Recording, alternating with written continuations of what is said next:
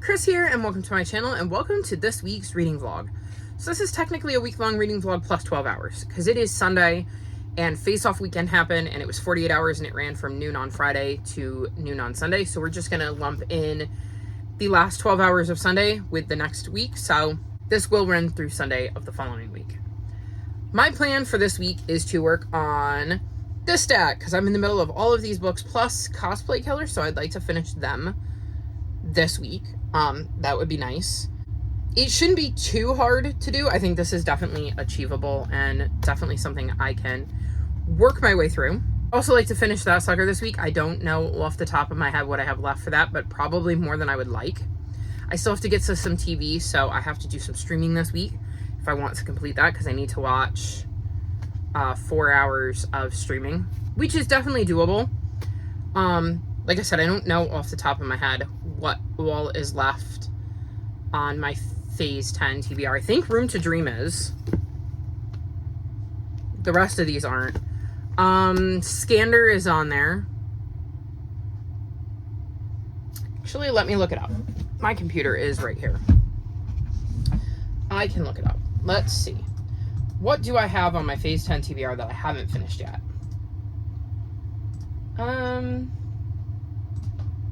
So I have All You Need Is Love for Friend Pick. I have Call of the Wraith for Becca's Bookopoly. I have Vivi Conway and the Sword of Legend for Fantasy.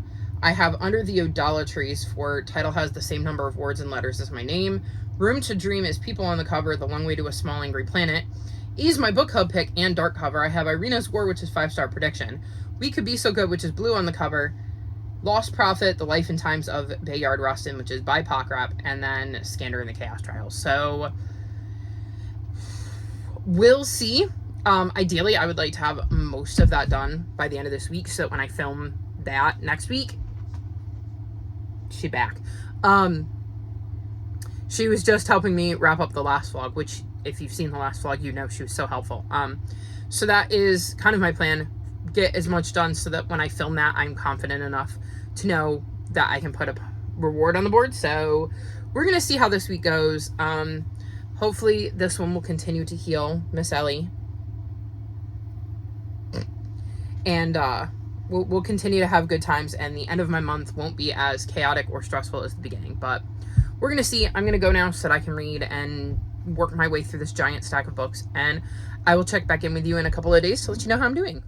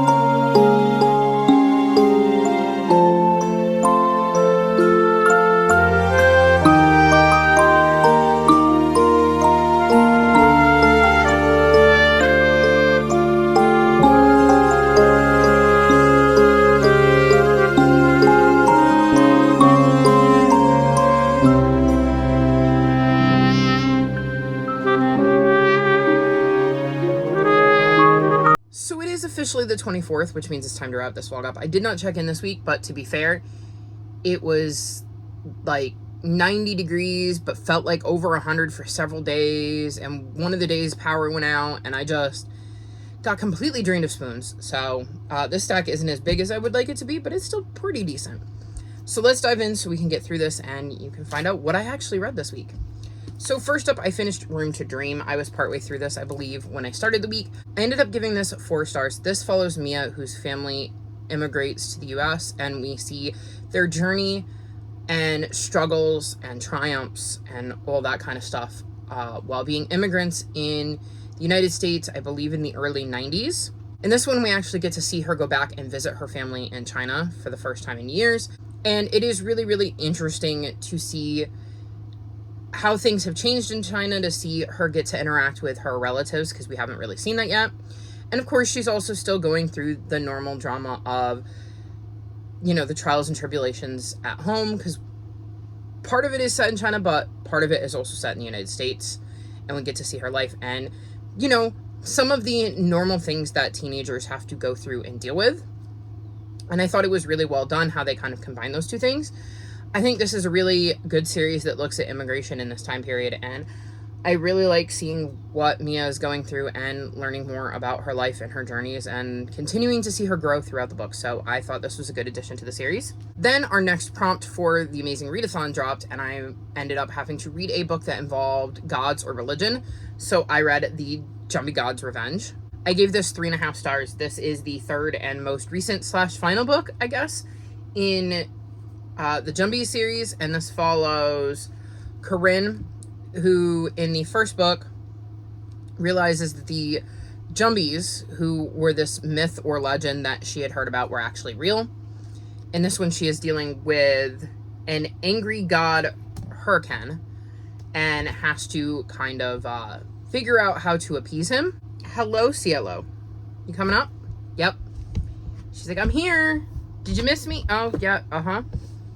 Ugh. She's like, did you miss me? Oh. This is literally the only time she comes in and sees me, I swear. So we basically get to see her trying to figure out what angered this god and how to appease him.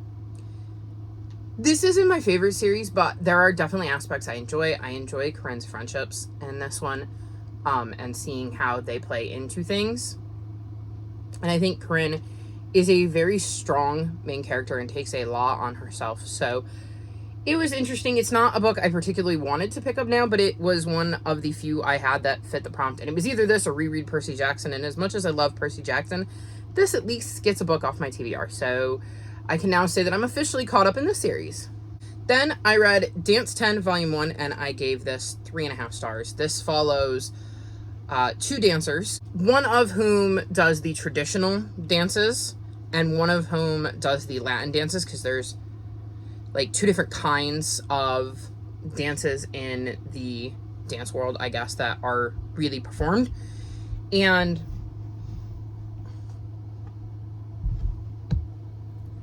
Cielo, I'm trying to film. Cielo. Cielo.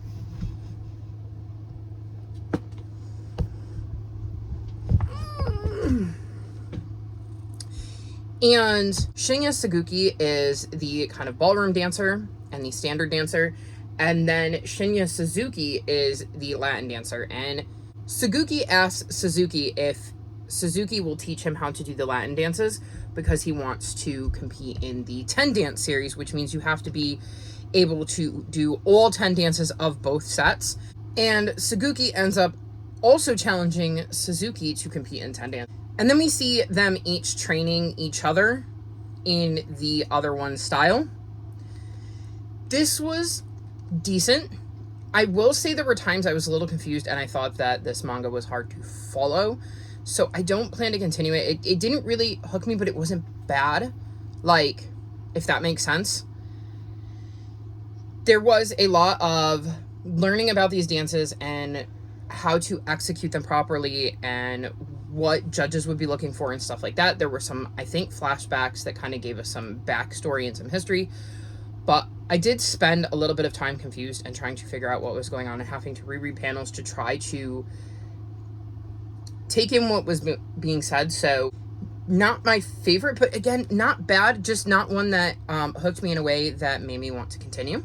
Then I read Deadbolt, and I gave this 3.25 stars. So this is a haunted home renovation, and we follow Mel, who has the ability to see ghosts, and she also has a construction company that renovates and restores old houses and tries to keep them intact and retain the character and the traditions from the original house while maybe updating it and modernizing it a little and making it like safe to live in.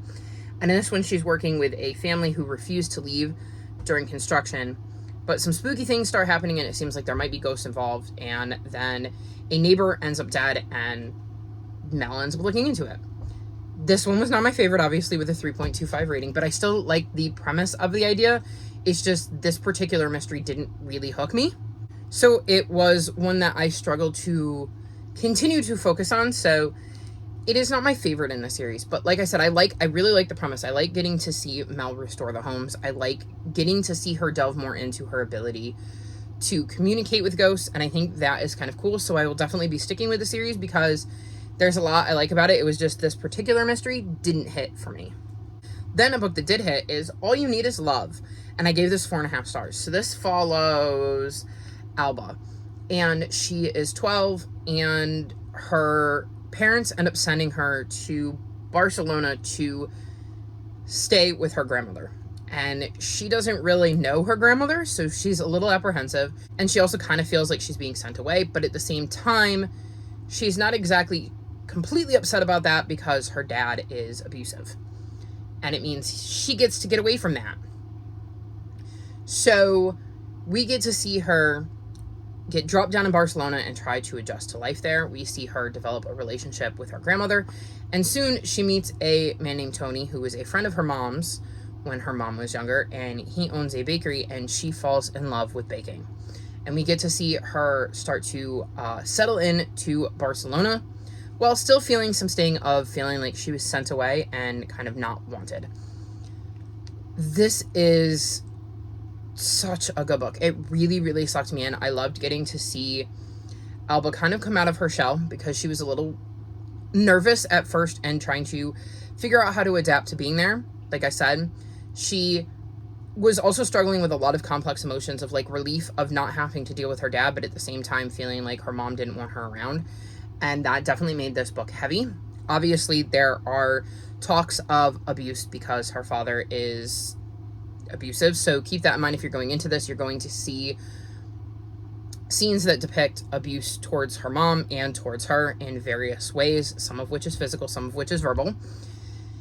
So this is definitely a very, very heavy book, but I really liked seeing Alba fall in love with Barcelona and come out of her shell and find something that she really, really loves to do. I love seeing her develop her relationship with her grandmother and the people she interacts with in Barcelona. And I just thought this was a really, like I said, heavy book, but an important book that really dealt with this serious topic, I think, in a manner that would make sense to middle graders, and also gave us a chance to kind of see Alba find a fresh start, and I really enjoyed that. Then we landed in Seoul, and we had to read a book that has a source of light on the cover.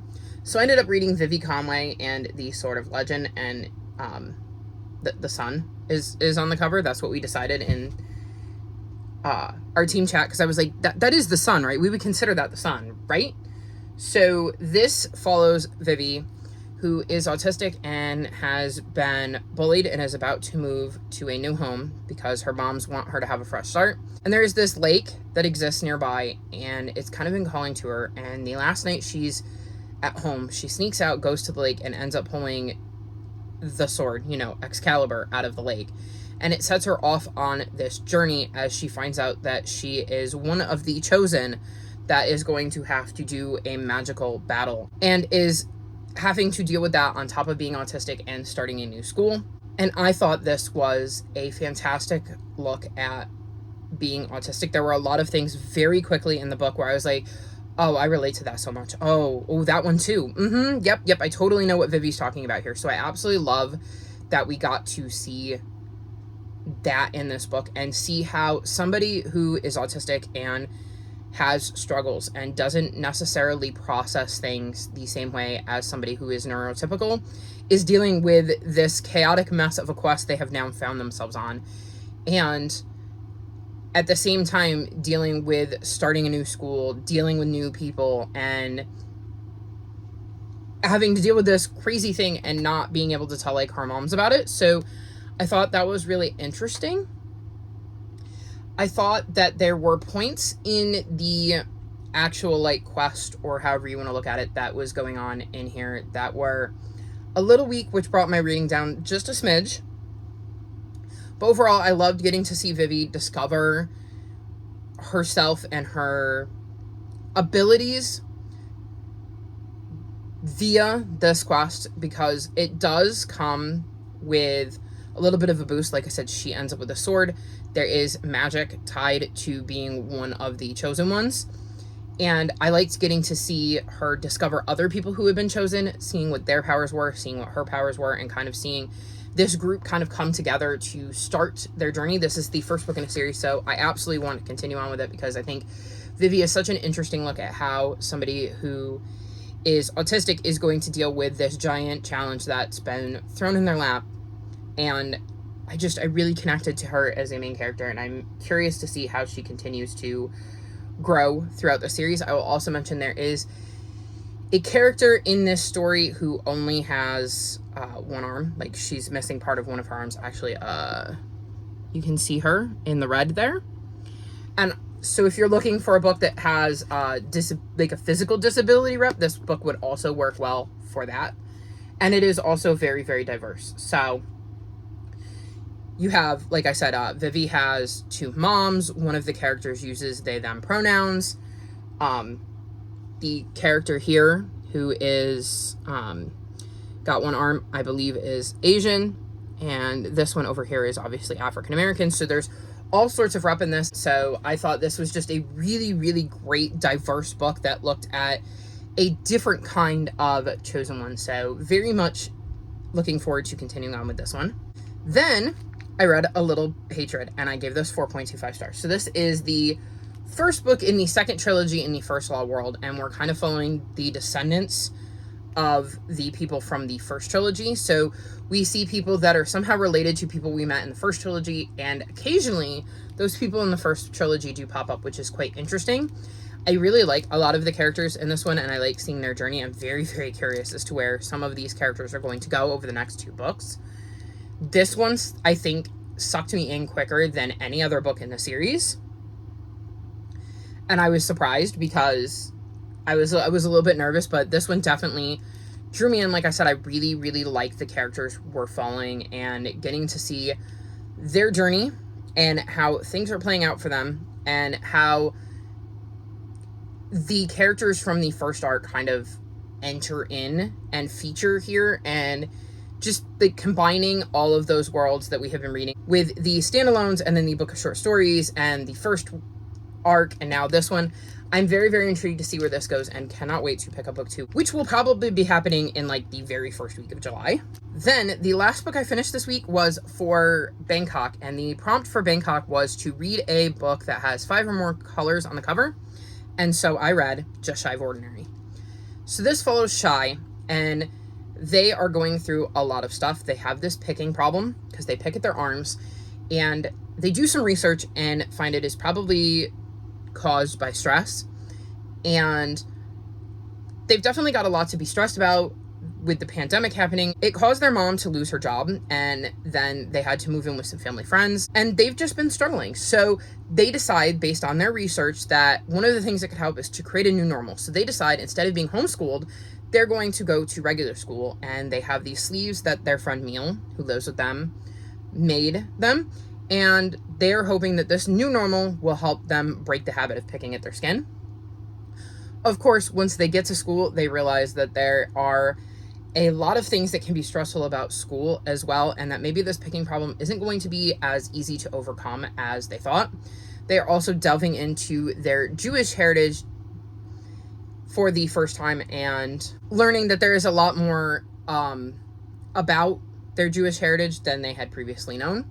And so we see them struggle with trying to figure out how to navigate this new world they found themselves in, while still trying to deal with all of their problems on their own, and maybe realizing that that isn't the best way to go about things.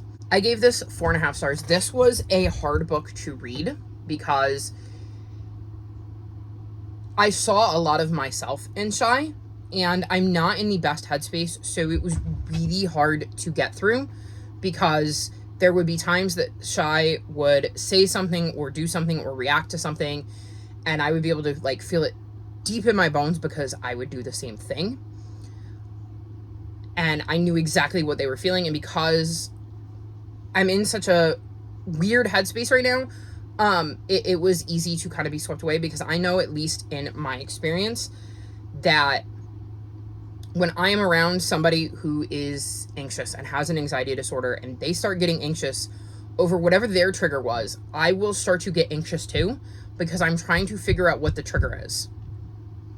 Because my body is going, wait, there's something to be anxious about? Where? What happened? So reading this, it was kind of like that, because I could feel Shy's anxiety and stress, and there were instances of things that they would talk about that were definitely relatable to me, with the way I dealt with school and some of the issues I had with school. And that was without, having to deal with coming out, because at their age, I did not know that I was non-binary, so I didn't even have that added addition. So it was really, really hard to go through their journey with them, because I felt it so much. But I thought that AJ Sass did a really, really good job of depicting it, which makes sense, because in the author's notes, AJ Sass says that they have some experience with this too, and they were kind of writing from some personal experiences. So it kind of makes sense that it's accurate, because AJ's been there, so they know exactly what they're talking about. So this is definitely, I think, an important book that talks about, struggling, and how sometimes you need to learn how to ask for help. And of course, this can be applicable to people who are not dealing with anxiety, because some of the stressors that Shy talks about obviously can be universal to anybody, regardless of what they're going through. So I thought that was really, really important. And this is definitely a book I want to put in the hands of my little ones at some point, because I think it discusses a lot of really important things through Shy's lens of trying to figure out how to navigate school and handle all of the stress that comes from that, and trying to make friends, and of course dealing with their gender identity, and then this picking problem that they have. So really, really interesting book. I also really enjoyed learning about Jewish heritage and more about the Jewish culture, because that does get mentioned a lot in here, and I do feel like I learned a little bit more. So I thought that was a really cool addition as well, and I just really, really enjoyed this, which does not surprise me considering I've enjoyed the other two books I've read by AJ Sass. So that was my week. Not bad, but not as successful as I wanted. Like I said, we had one day where like the power went out, and I just barely read anything, because like it was so hot that I could not concentrate on like an audiobook or an ebook, because the heat was giving me a headache. But I also couldn't physically read because I had no power, so I had no lights. And like I said, I had a headache anyways. And then I spent the following day recovering from the fact that I was very not great from the day before. And it's just been a very long week. They also took some trees down in the lot next door. And there were these two trees that bordered like the property line. And you've seen one of them for sure in my videos, because I will post B-roll sometimes where I take video of the squirrels on the like pole feeder, and there's like a tree right behind them, and that tree is now no longer there. And I have lived here my entire life. I grew up with that tree, so I spent part of the week also really, really mourning the loss of my tree, and I'm still not quite over it. And I feel very, very silly to be mourning a tree, but like that was my tree, and I had gotten really attached to it, so I'm like really sad that it's gone. And I don't know why they took it, because I don't think it was unhealthy. So I'm very, very frustrated and upset about that. So that did not help my very odd brain week. June has just been a complete and utter mess, and I'm hoping that July will be better, but I guess we'll have to wait and see, because I still have to get through one more week of June before I can move on to July. But that was my week, and hopefully next week will be better. All of my social media is linked in the description below if you'd like to come chat with me. If you've made it this far in the video, leave me tree emojis in honor of my fallen tree. Like this video and subscribe to my channel, and I'll talk to you next time. Bye!